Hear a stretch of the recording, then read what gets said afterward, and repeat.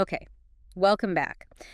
Let's unpack this. We're doing a deep dive today into something pretty transformative, actually. Mm-hmm. Imagine changing the way you learn English, like fundamentally, moving beyond just translating in your head. Right.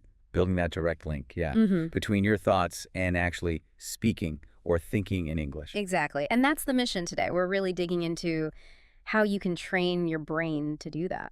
It's a massive challenge for so many learners, isn't it? That constant internal voice translating everything. It really is. You think in your language, translate, then speak. It's a big hurdle. A huge one. It slows everything down. But we've got this fantastic guide, this document called welcomeback.pdf.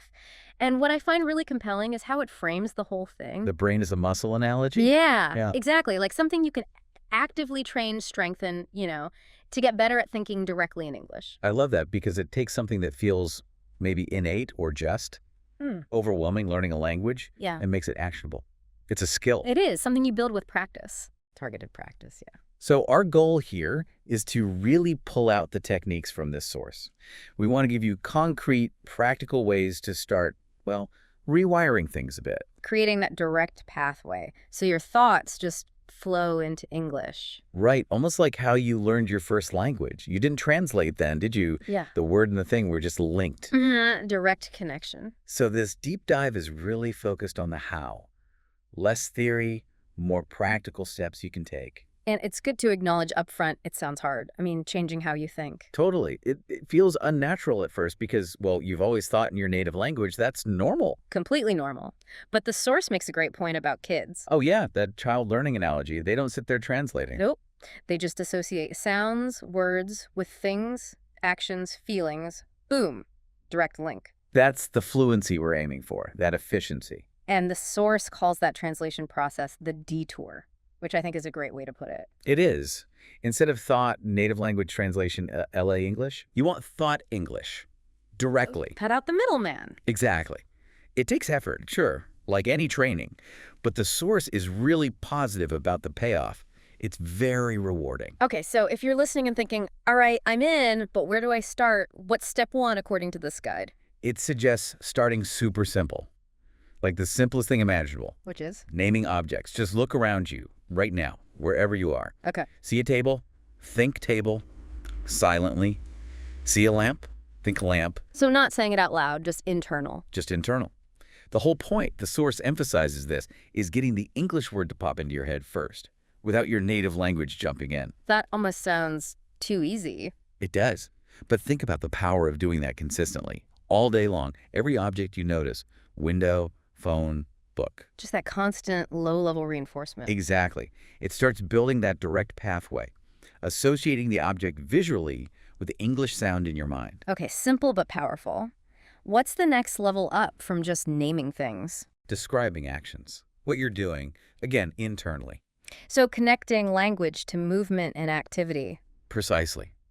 As you go about your day, just narrate. Simple phrases. I am walking. I am opening the door. The guide has examples like, I am brushing my teeth. Yeah. Or, I am boiling water. Now I'm adding tea leaves. Simple, everyday stuff. I am putting on my shirt. Now I'm wearing my shoes. And the idea is the more you do this mental narration, The more automatic those phrases become linked to the actions, your brain starts just thinking the English description when you do the action. No translation needed for those specific things. that makes sense. Build it up action by action. The source also suggests focusing this practice on a routine, like your morning. Yeah, that's a great practical tip. Pick a sequence you do every day. Your morning routine is perfect. And just mentally walk through it in English. Exactly. So you wake up. And think, I wake up. I open my eyes. I stretch. I sit up. I get out of bed. I walk to the bathroom. I wash my face. I brush my teeth. Right. Repeating that mental sequence every single morning really wires those phrases to those actions. It carves out a little part of your day where English is the automatic thought language for those specific tasks. So we've got objects, we've got actions, the external world, kind of. But what about inside our heads, the thinking itself, that inner voice? Ah, yes, the inner dialogue. This is where the source says it gets maybe a bit more challenging, but also incredibly powerful. Because that voice, that stream of consciousness, it's almost certainly chattering away in your native language right now. Almost guaranteed. And the guide suggests actively training that voice to start speaking English. Wow. Okay. How do you even begin to nudge that internal monologue in a different direction? Start small. Yeah. The source suggests treating it like a quiet chat with yourself when you're walking alone or just sitting for a minute. Ask yourself simple questions in English. Yeah, like, what should I have for lunch today? Yeah. And then answer yourself again in English. Yeah. Maybe I'll make some soup, or I could order pizza. Or thinking about your day, what do I need to do next? Okay, I need to send that email. Exactly, those kinds of small internal Q&As. They're like mini workouts for your inner English voice. Builds confidence, builds fluency in just formulating simple thoughts directly. You're thinking in English, not just about English. That makes sense. Start with those little internal conversations. Then the source talks about something more structured, setting aside specific time. Yes, the English-only thinking time challenge. This is about consciously dedicating a block of time each day. Maybe start with just, say, 15 minutes. And during that time, the goal is To try and frame all your thoughts in English. Whatever pops into your head, plans, observations, feelings, worries, try to think it in English first. okay, but what happens when you inevitably slip? Because you will, right? Your brain just defaults back. Oh, absolutely. And the source is really clear and kind about this. It's not a failure. Don't beat yourself up. Not at all. Just notice it. Ah, okay, I switched back. And then, gently, calmly, bring your focus back to trying it in English. The real work is in that noticing and redirecting. Not an instant perfection. Exactly. And then you gradually increase the time. Maybe 15 minutes becomes 30, then an hour, then maybe longer stretches. The ultimate aim being that English becomes the go-to language for more and more of your internal processing. Yeah, it's definitely a long game. A marathon, as you said earlier, not a sprint. Which logically brings us to vocabulary. You can't think in English if you don't have the words, right? Precisely. Vocabulary is the absolute bedrock, the building blocks of thought. And the source makes a key point here. It's not just about memorizing lists of words. No, not at all. It's about using them actively, spontaneously, in your thoughts. So learn a few new words, maybe. But then what? Immediately start making sentences with them in your mind. The guide uses the example of learning the word delicious. Okay. Don't just know what it means. Think, this apple is delicious, or I had a really delicious meal last night. And repeat that thought a few times. Yeah, mentally repeat it. Yeah. Connect the word to the feeling, the context, the meaning. That's how you internalize it, like a native speaker does. Yeah. It becomes part of your active thinking toolkit, not just passive knowledge. The source also suggests organizing your vocabulary practice by categories. How does that help with thinking? Well, it connects words in meaningful groups, reflecting how we often access language in real life. So learn words for, say, furniture. Chair, table, sofa, bed. Right. Then mentally list them. Then try making simple sentences. The chair is comfortable. I need a new lamp. Or the fruit example from the source. Apples, bananas, oranges. Yeah. Mentally make a shopping list. I need apples and bananas. Then sentences. I love eating apples. Grapes are my favorite fruit. So you're linking the words together and linking them to real-life contexts like shopping or preferences makes them easier to grab when you need them for spontaneous thought. Exactly. It makes the vocabulary more accessible, more automatic. Okay, so we've got words, simple sentences describing things and actions. What about processing more complex information, like if you watch a video or listen to something in English? This is a really important step the source covers. Making consumption active, not passive. So don't just watch or listen and assume it's sinking in. Right. The key advice is to pause afterwards or even during and actively summarize what you just heard or watched. In English. Yes, in your own words, in English, just in your mind. So if I watch a cooking video, Pause it and think, okay, first she chopped the onions, then she heated the oil, next she added the spices, or whatever the steps were. that forces you to actually process the information in English, right? Not Yeah. just passively receive it. And then you have to produce English thoughts based on it. Exactly. You're taking the input and reformulating it using your own English understanding. It's a huge step towards thinking fluently because you're practicing comprehension and internal production together. Reading is another big one the source mentions. Books, articles, even simple things like captions online. Absolutely. Reading is incredibly powerful. And the core advice here is similar. Read for meaning, not for word translation. Try to visualize what you're reading. Get the overall picture. Yes. Immerse yourself in the scene or the idea. And crucially, if you hit a word you don't know. Resist the urge to translate immediately. Exactly. Try to guess its meaning from the context first. Ask yourself, what kind of word would make sense here? Why is that better than just looking it up? Because it keeps your brain operating in English. Every time you stop to look up a word or translate, you're switching back to your native language mode. Guessing from context keeps you immersed, keeps the English thinking flowing. That makes a lot of sense. Keep the momentum going in English. The source actually includes a nice little guided practice Mm. for this kind of mental connection, of visual thinking exercise. Oh, cool. Like the kitchen example? Yeah. So if you're listening, maybe try this for a second. Close your eyes. Imagine you're walking into your own kitchen. Okay, I'm there. Now, mentally, using English, just start naming things you see. Fridge, sink, Good. What else? Microwave, countertop. plates on the table. Now, maybe describe a simple action. I open the fridge. I take out some milk. Perfect. This kind of visualization, seeing it in your mind's eye and immediately labeling or describing it in English, builds really strong, direct mental links. You're not just memorizing abstract words, you're mentally living in English in that space. That feels really concrete.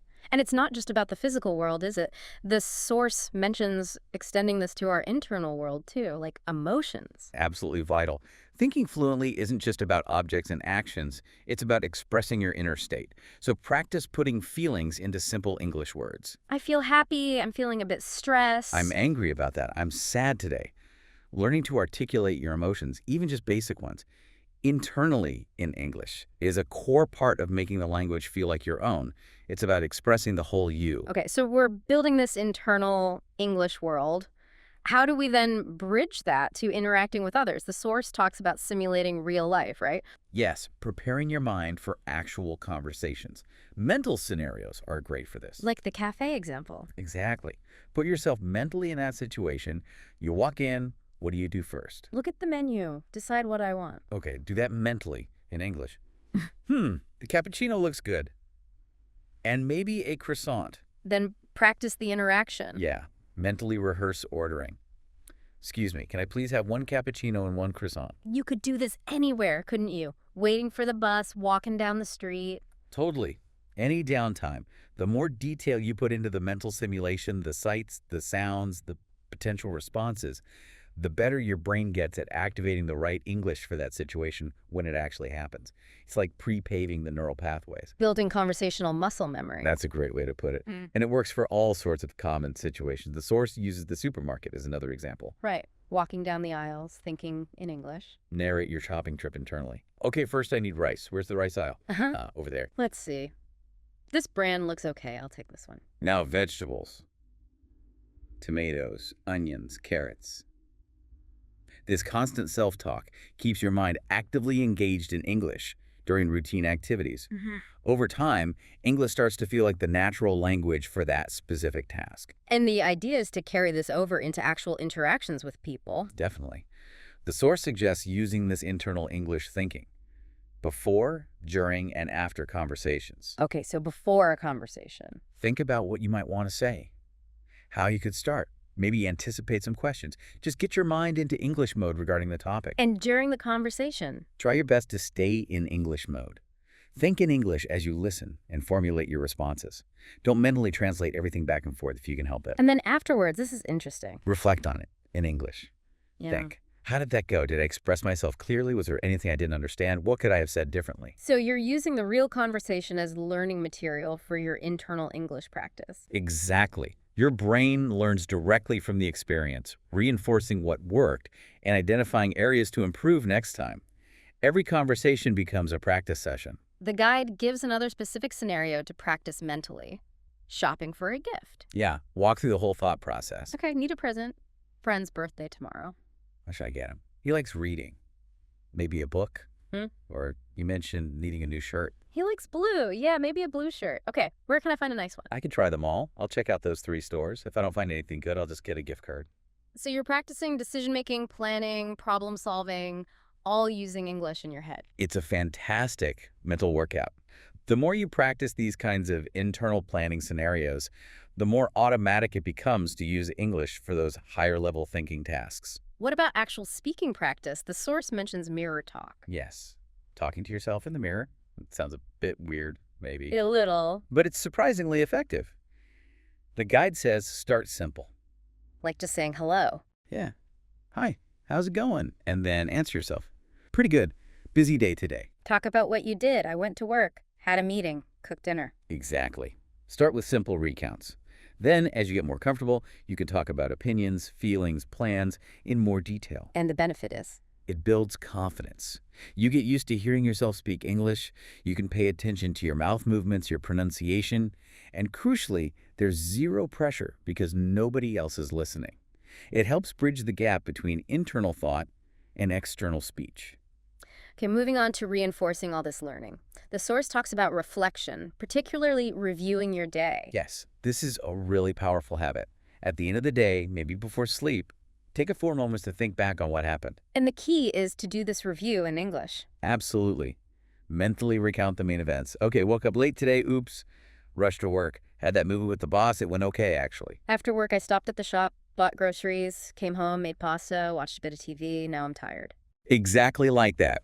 You're connecting your real-life experiences directly to English descriptions, which is a very strong way to reinforce the language and practice recall. The guide provides a slightly more detailed example of this daily review too, doesn't it? It does, sort of painting a picture of a hypothetical day. Let's try that. Okay, so today, I woke up at 7, felt pretty good, brushed my teeth, took a shower. I wore my favorite blue shirt and jeans, had eggs and toast for breakfast. Then I caught the bus to work, listened to that English podcast on the way. At work, I answered a bunch of emails, had lunch with Sarah from accounting. After work, I walked home because the weather was nice, watched an episode of that show in English. Now I'm ready for bed. Doing that kind of recap nightly really helps your brain get used to summarizing and structuring your day's events using English. It becomes more automatic. Journaling is another tool the source suggests for this kind of reflection. Yeah, writing your thoughts down in English. And again, the emphasis isn't on perfection. Don't worry about grammar or spelling mistakes. Not for this exercise. The goal is training your thoughts to flow in English. Just get them onto the page. Start super simple if you need to. Like, today was okay, learn something new. Perfect, just 1 or 2 sentences. Then gradually write more as you feel comfortable. How does writing help differently than just thinking? It slows down the thinking process, makes it more deliberate. You can see the English words, which reinforces them visually. And reading it back later can be really motivating to see your progress. What about recalling past events, like telling stories to yourself? Another great technique mentioned, pick a happy memory, maybe a trip or a fun event, and try to recount it internally in English. The source had an example about a trip, right? Yeah, something like, last year I went to the mountains with my family. The weather was cold but sunny. We built a fire and cooked noodles outside. We laughed a lot. It was a really great trip. So you're practicing narrative structure, sequencing events, and linking descriptions and feelings to past experiences, all in English. Exactly. It helps your brain handle stories and real-life events fluently. Okay, let's shift to some more active, almost game-like training techniques the source suggests. Yeah, these are fun ways to keep your brain sharp. The category game is a good one. How does that work again? Pick a category, say, clothes, then as quickly as you can, mentally list items in that category in English. Shirt, pants, socks, jacket, hat, shoes. Right. And then maybe push it a bit further. Make a quick sentence for a few of them. I need new socks. This jacket is warm. Or another category like kitchen items. Spoon, fork, knife, plate, bowl, cup. I eat soup with a spoon. Be careful, the knife is sharp. So it's rapid recall plus immediate application in a simple context. Exactly. Connects the word, the meaning, and the usage all at once. Great little mental drill. Music is another area the source touches on, if you enjoy English music. Don't just listen or sing along passively. Pay attention to the lyrics. And the key step is? Try to explain the meaning of a line or the whole song in your own words internally in English. So if a song says, I miss you every day, you might think, okay, this song is about someone feeling lonely. They're thinking about a person they love who isn't there. They feel sad because they're separated. So you're processing the emotional content, the deeper meaning, not just the surface words. Yes. It helps you connect with English on an emotional level, not just a logical one, which is a big part of natural, fluent thinking. Then there's shadowing. The source calls this a powerful technique. It really is, especially for pronunciation and fluency. Explain shadowing again. What exactly do you do? You listen to a short phrase or sentence of spoken English from a video, podcast, anything, and you immediately repeat it aloud, trying to copy the speaker's exact pronunciation, rhythm, and intonation. Almost talking right on top of them. Or immediately after. Yeah, or pause and repeat immediately. The source example. Here, I'm going to the store. Then say aloud, I'm going to the store, mimicking the sound. Then try saying it again without listening from memory. What's the main benefit of doing that? It trains your brain and your mouth to work together in real time, producing English sounds naturally and quickly. It gets you used to the flow of spoken English in a very direct way. Great for bridging thought and speech. Okay, practical question. What happens when you're trying to think in English, maybe describing something or having an internal conversation, and you just blank on a word? You know the concept, but the English word won't come. That happens all the time, even to native speakers. The crucial advice from the source is, don't immediately give up and switch to your native language to find the word. So what should you do? Try to explain or describe the word using other English words that you do know. Circumlocution, My basically. source used broom as an example. Right, if you forget broom. And you think, that's that thing. You use it to clean the floor. It's long, has a handle, Yeah. and stiff hairs at the bottom. So you talk around the word. Exactly. It keeps your thought process flowing entirely in English. You don't break the immersion. And honestly, being able to describe a concept when you don't know the exact word is a really valuable communication skill in itself. It shows higher level thinking. That's a great tip. Keep the English engine running. Another real-time practice mentioned is describing scenes around you. Yeah, like the park example. You're just sitting there observing. Start simple again. There's a dog. The dog is brown. It's quite big. It's running. Looks happy. Then add more detail as you can. It's chasing a red ball. Some children are laughing nearby. The dog looks very friendly. The sun is shining. It's a nice afternoon. This constant observation and immediate description in English really sharpens your brain's ability to process the world around you directly into the target language. Makes you quicker on your feet mentally. To keep things fresh, the source suggests daily thinking challenges. Yeah, just give yourself a small, specific task each day.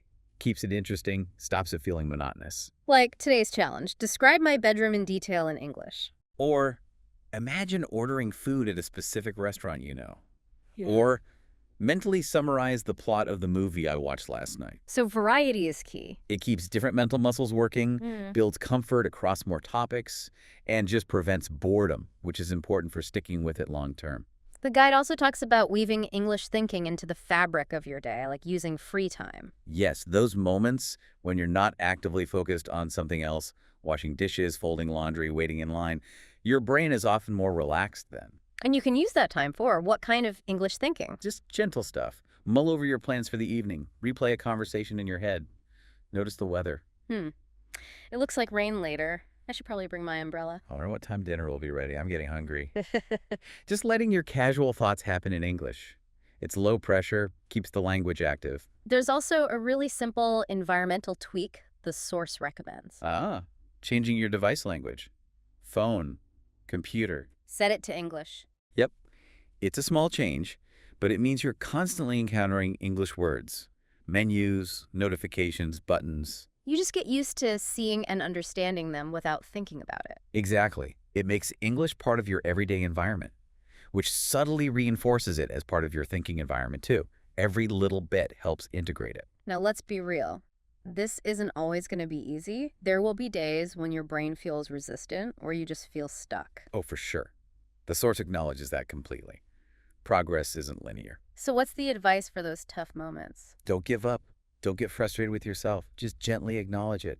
Okay, this feels hard right now, or my brain really wants to use my native language. And then Gently try again. Remind yourself, okay, let's try thinking that thought in English one more time. Or maybe switch to an easier practice, like naming objects, just to get back in the flow. it's okay to slip back sometimes. Absolutely. The key is just returning your focus when you notice it. It's a journey, and every step, even the small ones, counts. Persistence over perfection. Okay, here's a big one that stops a lot of people. Worrying about grammar when thinking internally. Huge barrier. And the source has really important advice here. Which is? When you are thinking to yourself, practicing this internal English monologue, do not worry about perfect grammar. Really? Let it go. Let it go, especially initially. The main goal is fluency of thought. Getting the ideas flowing in English, focusing too much on getting every sentence grammatically perfect in your head will just block that flow. So if you think something like, he go market yesterday. For internal thought practice, the source says that's okay. Don't stop and mentally correct yourself constantly. Just let the thought happen in English. Won't that reinforce bad habits? The idea is that your brain will naturally absorb correct patterns over time from all the input you get reading, listening. The internal practice is more about building the habit of thinking directly in English. Keep the channel open. Accuracy improves with overall exposure and practice. Don't let the perfect be the enemy of the good, especially in your own head. Keep the flow going. That's a relief, actually. The source also suggests connecting this practice to your goals. Yeah, a really powerful habit. Think about your daily goals or even bigger life goals in English. Maybe every morning. Great time to do it. Mentally outline your intentions. Okay, today I will finish that chapter. I want to make sure I talk to my colleague about the project. I will practice English thinking for 20 minutes. How does thinking about goals in English help? It connects the language directly to your motivations, your aspirations. It makes English feel relevant to your future, not just an academic subject. Builds a deeper, more personal connection. Another specific mental exercise mentioned is describing objects in more detail. Right. Pick something nearby, say your cup. Okay, got a mug here. Now, describe it mentally in English, adding details. This is my favorite mug. It's blue. It has a picture of a cat on it. It's ceramic. It feels warm because my tea is hot. I like drinking tea from this mug. Perfect. Now pick something else. Your shoes. These are my running shoes. They're mostly gray with some orange bits. They're comfortable. A bit dirty, actually. I wear them when I go for a run. See, this trains your brain to move beyond simple labels and access descriptive words quickly, painting a fuller picture in English. It's like upgrading your internal descriptive abilities. The guide talks about narrating your actions, almost like having an inner coach. Yes, turning that inner voice into a running commentary of what you're doing. So as I'm making lunch, You think, okay, now I'm washing the lettuce. I'm slicing the tomatoes. I'm putting them in the bowl. Now I'm adding some dressing. just quietly narrating the steps to yourself. Exactly. It constantly associates English with your physical actions throughout the day. It helps make English feel like the default setting for experiencing your own life. But what if you're just feeling tired or bored with all this mental effort? It can feel like work. It can. And the source has advice for that too. Don't force it when you're really not feeling it. Instead, go back to something light and fun. Use English to think about things you enjoy. Exactly. Think about your favorite food. Imagine eating it. Describe it in English. Pizza. I love pizza. The cheese is melted and gooey. The crust is perfectly crispy. Pepperoni is the best topping.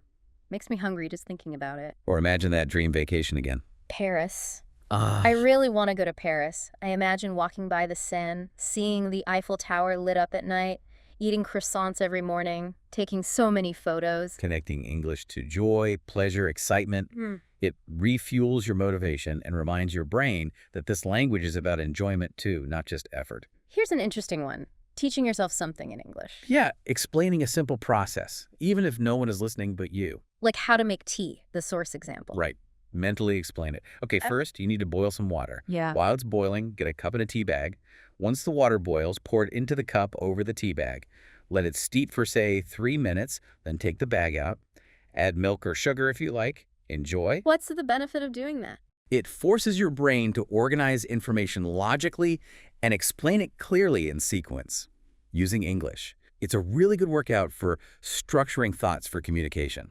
And finally, the source wraps up with a really nice visualization exercise. Imagining your perfect day. Yes, a way to end on a positive, relaxed note. Close your eyes, take a breath, and just mentally walk through your ideal day, narrating it all in English. So maybe I wake up feeling really rested, the sun is shining. I have a relaxed breakfast, maybe read a little, then I do some work I feel passionate about. Later, I meet up with friends for lunch. We laugh and talk. The food is delicious. In the afternoon, maybe I go for a walk somewhere beautiful, feel calm and happy. In the evening, I relax, watch a great movie, maybe in English, feel totally content, a perfect day. Using English to imagine positivity and fulfillment. It just helps your brain associate the language with good feelings, making it more receptive and open to thinking in English naturally. So as we kind of pull all these threads together from this deep dive, what's the overarching message, especially around encouragement? Celebrate the small wins. Seriously. The source emphasizes this. Don't be your own worst critic. So thinking one clear sentence without translating, that's a win. Absolutely. Remembering that new word right when you needed it. Win. Managing 5 minutes of dedicated English thinking time, big win. You have to acknowledge that progress. Pat yourself on the back, mentally. Your brain thrives on that positive reinforcement. Be encouraging, not critical. And the final piece of advice seems to be about trust. Trust the process and trust yourself. You can do this. You have the ability to train your brain this way. Consistency is key, right? Keep showing up. Every day, even if it's just a tiny bit.